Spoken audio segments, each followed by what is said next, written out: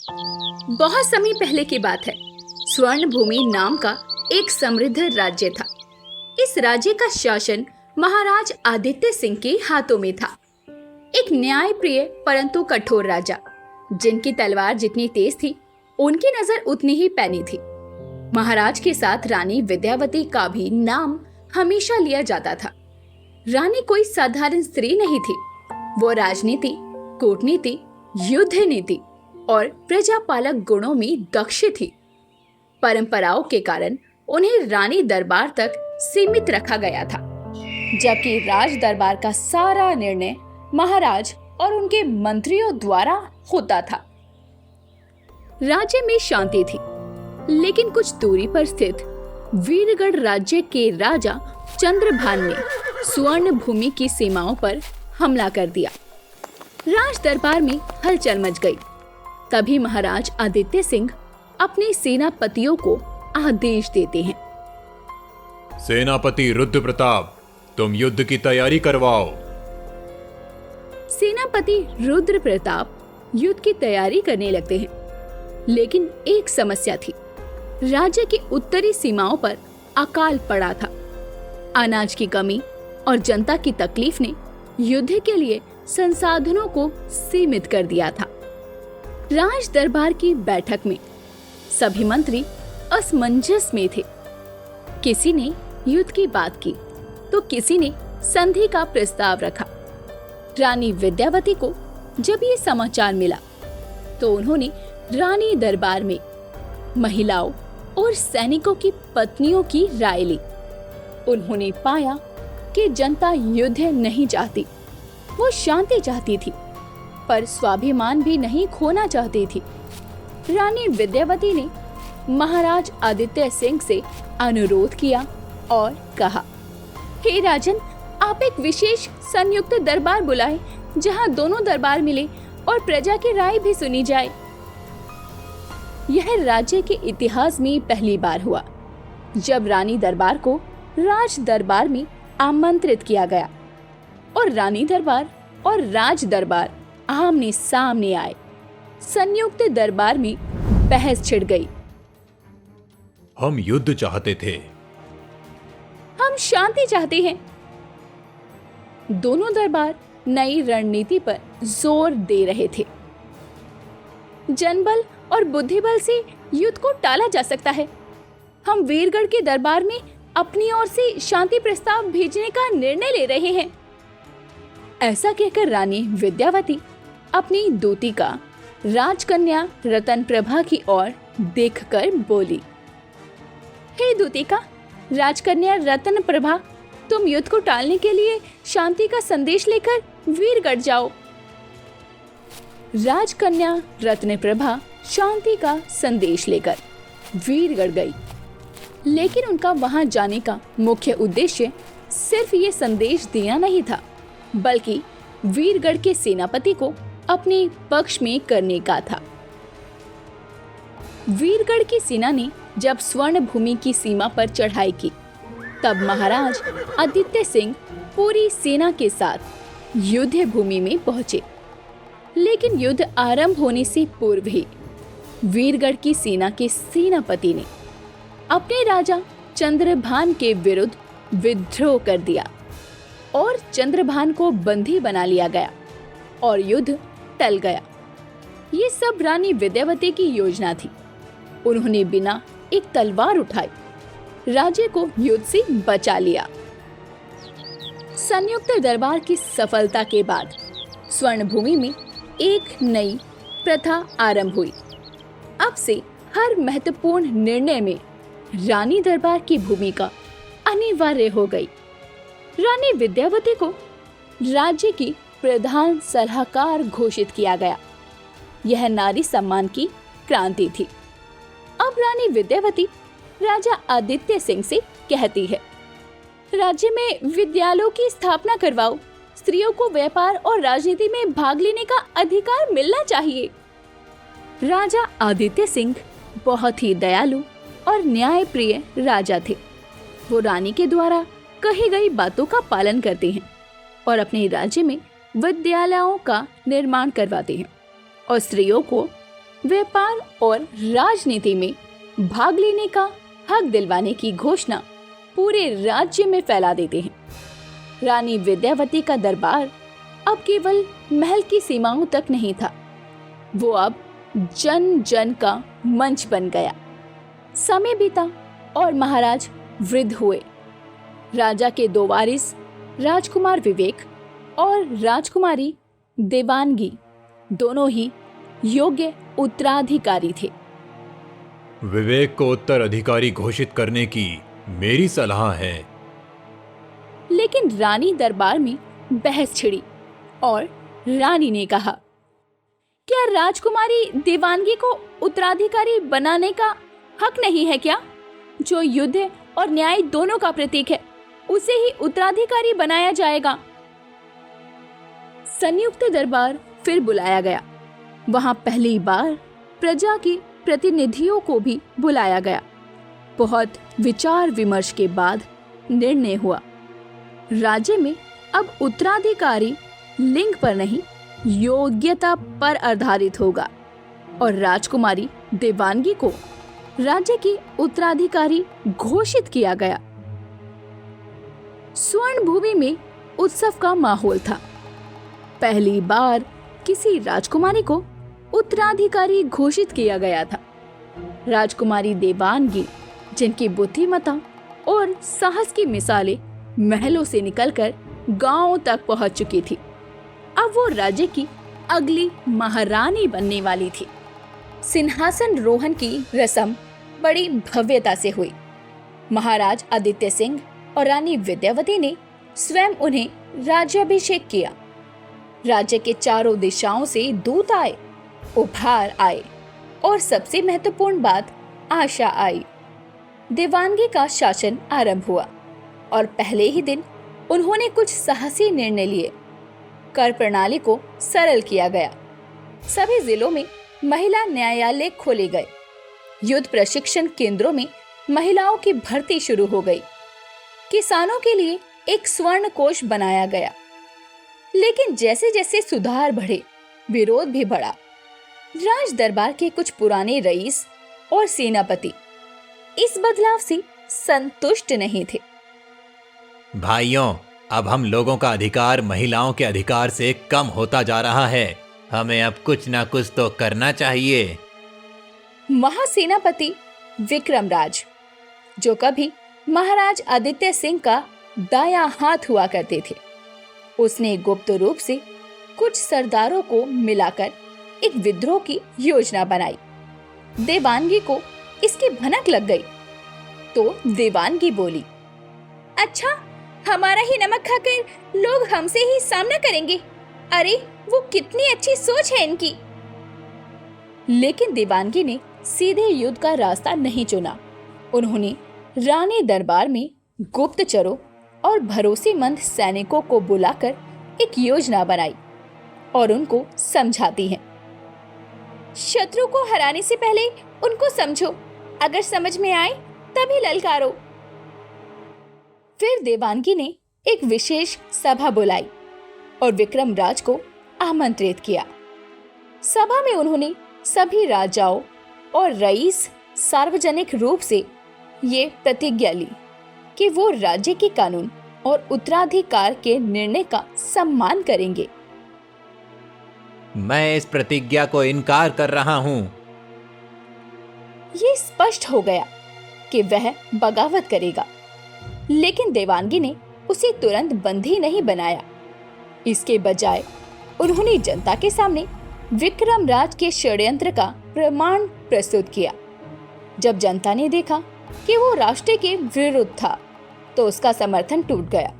फिर रानी ने उसे बुलाकर कहा, तुम तलवार के बल से राज्य लेना चाहते थे, लेकिन ये राज्य अब तलवार नहीं, विचारों से चलता है। तुम बंदी नहीं, पर अब सेनापति भी नहीं रहोगे। रानी देवानगी ने विक्रमराज को पदच्युत कर दिया।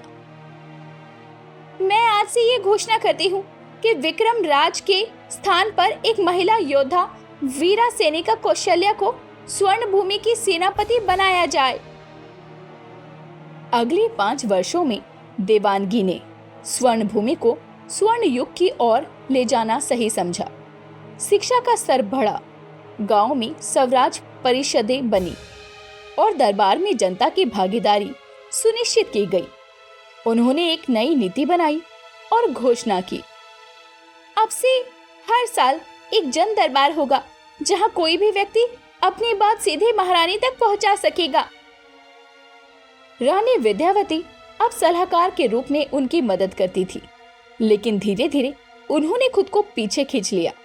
उनका कहना था, अब समय तुम्हारा है और इतिहास भी तुम्हारा होगा।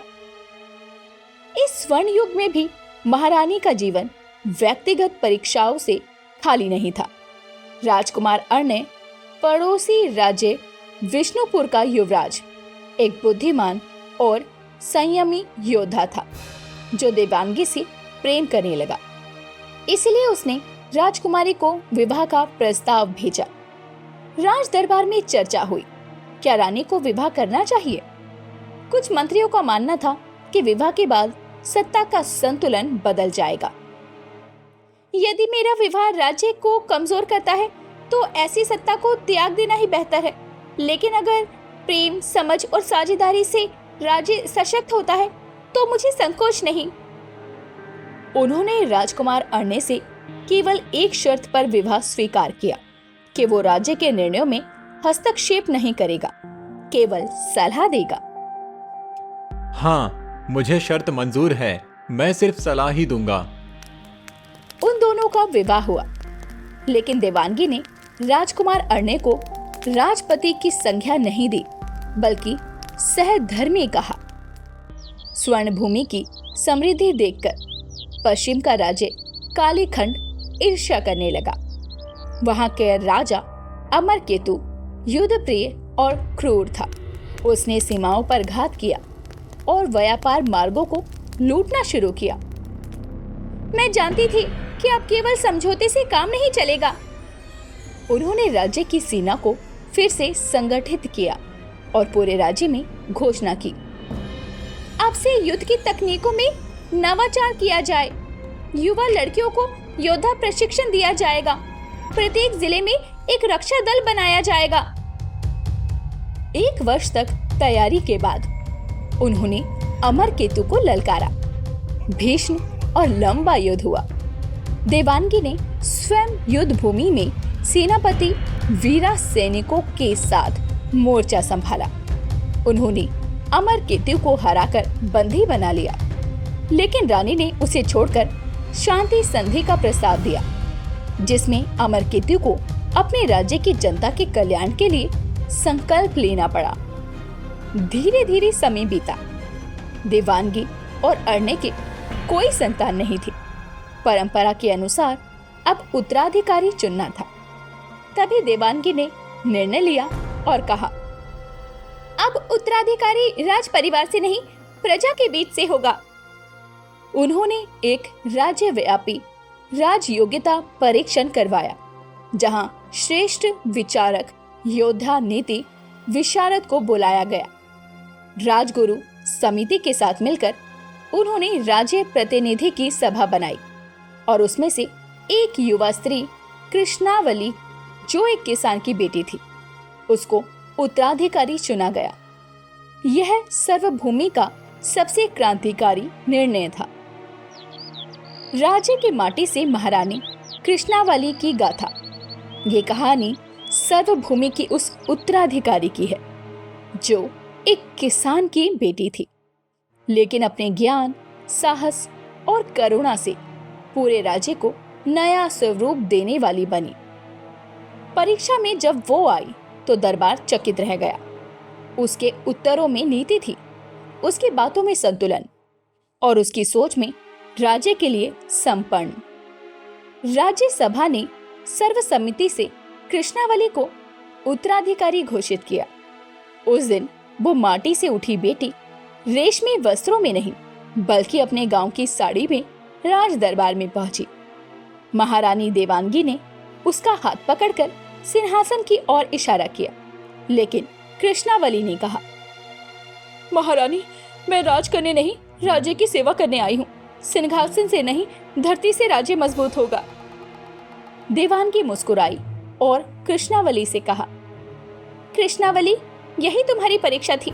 अब आओ और सिंहासन पर बैठकर अपना कर्तव्य स्वीकारो। सिंहासन पर बैठकर कृष्णावली ने पहला आदेश दिया। स्वर्णभूमि का प्रत्येक गांव अब राजगांव कहलाएगा, जहां से शासन की सोच शुरू होगी। कृष्णावली ने परंपरा बदल दी। अब निर्णय केवल राजधानी में नहीं होते थे, बल्कि ग्राम परिषद, महिला मंडल और युवा सभा की राय से शासन चलता। अब रानी कृष्णावली ने 3 नए स्तंभों की स्थापना की। पहला स्तंभ है जन न्याय मंच, जो गांव में खुला दरबार होगा, जहां हफ्ते में एक दिन न्याय होगा। दूसरा स्तंभ है श्रम संकल्प योजना, जहां खेत, नदी और निर्माण कार्यों में श्रमिकों को सीधे भागीदार बनाया जाएगा। और तीसरा स्तंभ है ज्ञानपथ विद्यालय, जहां शिक्षा केवल बच्चों के लिए नहीं बल्कि बड़ों के लिए भी शुरू की जाएगी। महारानी कृष्णावली स्वयं हर सप्ताह एक गांव में रुकती। वह खुद खेत में हल चलाती, तालाब साफ करवाती और बच्चों को पढ़ाती। एक दिन राज दरबार में एक मंत्री ने ताना मारते हुए कहा, महारानी को तो जैसे राज्य से ज्यादा गांव प्यारे हैं। कृष्णावली ने उत्तर देते हुए कहा, अगर राज्य की जड़ें गांव में ना हो तो महल भी सूख जाते हैं मंत्री जी। लेकिन जैसे जैसे कृष्णावली का शासन आगे बढ़ रहा था, वैसे वैसे मुसीबतें भी आ रही थी, जिसमें से एक समस्या ये थी, राज्य के पश्चिमी क्षेत्र में भीषण जल संकट उत्पन्न हुआ। वर्षा न होने से तालाब सूख गए, जनता त्रस्त थी। उधर मालकुंड राज्य के राजा रघुवीर ने स्वर्ण भूमि की सीमा पर बांध बना लिया, जिससे नदियों का बहाव भी रुक गया था। राज्यसभा युद्ध चाहती थी, लेकिन कृष्णावली ने युद्ध नहीं किया। वह मालकुंड के दरबार में स्वयं गई और उन्होंने राजा रघुवीर से कहा, अगर एक नदी के कारण 2 राज्य में आग लगे तो पानी भी बेकार हो जाता है। हम बांध नहीं तोड़ना चाहते, पर जीवन का प्रवाह रोकने का हक किसी को नहीं। इन्होंने एक प्रस्ताव दिया कि दोनों राज्य मिलकर एक जल साझा आयोग बनाएं, जिसमें वैज्ञानिक, किसान और नदी पुजारी शामिल हो। ये प्रस्ताव इतना दूरदर्शी था कि राजा रघुवीर को झुकना पड़ा और युद्ध टल गया और स्वर्ण भूमि को वर्षा की पहली बूंद से नहीं, महारानी की दूरदर्शिता से जल मिला। इस दौरान कृष्णावली को एक और निजी परीक्षा का सामना करना पड़ा। उसके पिता का देहांत हुआ और उसकी माँ ने कहा, अब तू राज करती है, लेकिन एक माँ की इच्छा है, क्या तू विवाह कर जीवन का दूसरा पक्ष देखेगी? राज्य में ये चर्चा फैल गई। कुछ दरबारियों ने सलाह दी कि किसी पड़ोसी राज्य के युवराज से विवाह किया जाए, जिससे राजनीतिक संबंध मजबूत हो। कृष्णावली ने बिना सोचे तुरंत उत्तर दिया, राज्य का रिश्ता राजनीति से नहीं, परंपरा और प्रजा से होता है। मैं विवाह करूंगी, पर किसी ऐसे से जो मेरी विचारधारा को समझे, ना कि मेरी सत्ता को देखे। कुछ समय बाद उसने विवाह प्रशांत नाम के लड़के से किया। प्रशांत एक शिक्षक था जो ज्ञानपथ विद्यालय में बच्चों को पढ़ाता था। रानी कृष्णावली और प्रशांत का विवाह साधारण तरीके से ही किया गया। उन्होंने गांव के स्कूल प्रांगण में ही बिना महंगे रेशमी पोशाक के बदले अपने गांव की पोशाक में केवल मिट्टी का तिलक करके अपना विवाह किया। यह विवाह एक प्रतीक बन गया कि सत्ता का गौरव सरलता में होता है। धीरे धीरे समय बीतता गया। 20 वर्षों के शासन के बाद जब स्वर्ण भूमि फिर एक स्वर्ण युग में पहुंच गया, कृष्णावली ने एक ऐतिहासिक घोषणा की, अब से राज्य का शासक कोई ऐसा व्यक्ति नहीं करेगा। स्वर्ण भूमि अब जनगण सत्ता में बदल रहा है, जहां हर गांव, हर नगर और हर एक महिला पुरुष शासन में भागीदार होंगे। राज सिंहासन को लोकपीठ में बदल दिया गया, जहां हर निर्णय सामूहिक रूप से होता। उस दिन कृष्णावली ने आखिरी बार रेशमी वस्त्र पहने और सभा में कहा, मैं अब राज्य की महारानी नहीं, इसकी साधारण नागरिक हूँ। मेरे लिए सबसे बड़ा ताज वह विश्वास है जो आपने मुझे दिया है। कृष्णावली, जो एक किसान की बेटी थी, एक ऐसी महारानी बनी जिसने सत्ता की परिभाषा ही बदल दी। आज भी स्वर्णभूमि के लोग कहते हैं, राजा सिंहासन पर बैठता है लेकिन रानी दिल में राज करती है। राज्यसभा का वह दिन ऐतिहासिक था जब कृष्णावली ने अपने पद का त्याग किया और सत्ता को जनगण तंत्र में बदल दिया। तब पूरी स्वर्ण भूमि में घंटियां बजी, कोई रोया, कोई मुस्कुराया, पर सबने ये माना अब इतिहास करवट ले रहा है। लोकपीठ की स्थापना की गई, एक ऐसी संस्था जिसमें हर गांव से चुने हुए प्रतिनिधि बैठते थे और सारे निर्णय सामूहिक रूप से होते।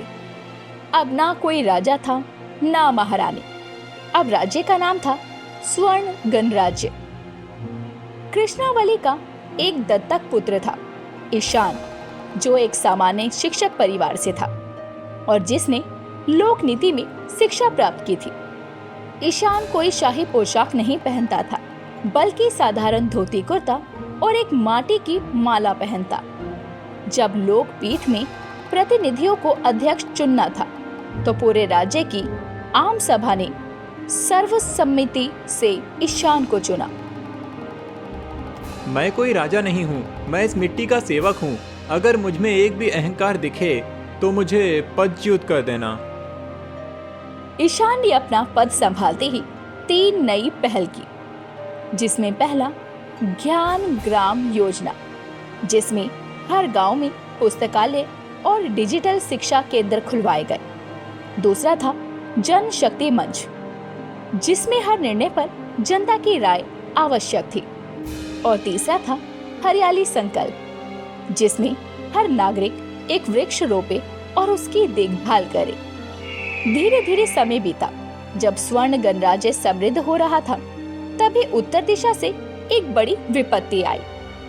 धूमधरा एक पहाड़ी राज्य, जिसका राजा भीमकेतु केवल बल और विस्तार में विश्वास करता, उसने स्वर्ण भूमि के 3 गांव पर अधिकार कर लिया। अब सबसे बड़ा प्रश्न था कि गांव के लोग क्या बिना राजा, बिना सेना से गणराज्य टिक पाएगा? ईशान ने जनसभा बुलाई और युद्ध या शांति का निर्णय पूरी जनता पर छोड़ दिया। अद्भुत दृश्य था। गांव-गांव से लोग आए, बच्चों से बूढ़ों तक सबने कहा, शांति यदि सम्मान से हो तो स्वीकार है, पर अपमान की शांति नहीं चाहिए। अब ईशान ने केवल सैनिक नहीं भेजे, उन्होंने गांव की जनता को संगठित किया। ग्राम रक्षक दल बनाए गए, जिसमें स्त्री पुरुषों की साझा सेना थी। एक विशेष योजना बनी। हर गांव के बाहर मिट्टी की कीले बंदी बनाई गई और आक्रमण रोकने के लिए जल जाल प्रणाली बनाई गई। और रानी देवांगी की पुरानी नीति पुस्तिका फिर से पढ़ी गई। भीमकेतु जब आगे बढ़ा तो उसे केवल तलवार नहीं, बल्कि संघर्षशील जनता का सामना करना पड़ा। 3 दिन के भीतर ही उसे पीछे हटना पड़ा।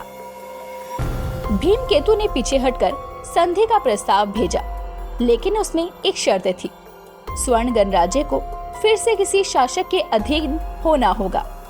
ईशान ने उत्तर भेजा, राज्य किसी राजा का नहीं, जनता का होता है।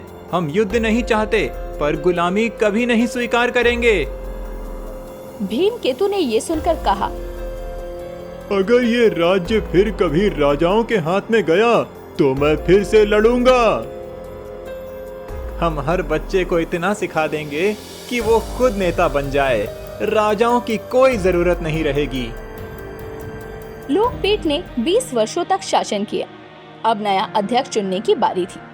ईशान ने किसी नाम की सिफारिश नहीं की। उसने कहा, जिस दिन उत्तराधिकारी की जरूरत महसूस हो, उस दिन समझिए हम गणराज्य से फिर से साम्राज्य की ओर बढ़ रहे हैं। और पहली बार जनता के मत से एक युवती, एक मजदूर की बेटी आरुषि अध्यक्ष बनी। स्वर्ण भूमि का स्वर्ण युग। अब स्वर्ण भूमि ना किसी राज्य का था, ना रानी का था, ना राजा का था।